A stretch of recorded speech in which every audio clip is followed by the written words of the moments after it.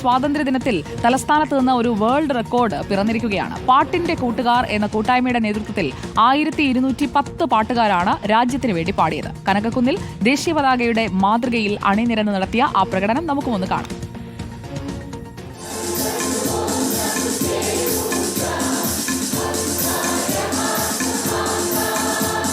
ഒരു മനസ്സോടെ ഒറ്റ സ്വരത്തിൽ അവർ രാജ്യത്തിനു വേണ്ടി പാടി. ലോകത്തെ ഏറ്റവും മനോഹര ദേശം എൻ്റെ രാജ്യം എന്ന മാറ്റൊലി ഈ പാട്ടുകാർ രാജ്യത്തിന് നൽകിയ ആദരമായി.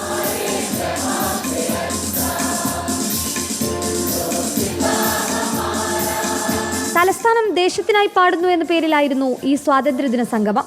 തലസ്ഥാനത്തെ വിവിധ സംഗീത കൂട്ടായ്മകളുടെ സഹകരണത്തോടെ 1210 പേർ ദേശീയ പതാകയുടെ മാതൃകയിൽ അണിനിരന്നു. ഒപ്പം 250-ലധികം NCC കേഡറ്റുകളും.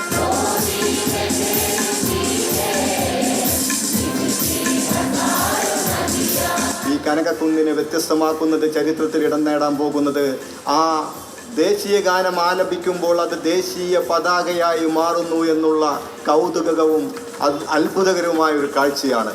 രാജ്യത്തിന് വേണ്ടി അവർ ഒരു മനസ്സോടെ പാടിയപ്പോൾ അത് ലോക റെക്കോർഡ് നേട്ടമായി. റിപ്പോർട്ടർ, തിരുവനന്തപുരം.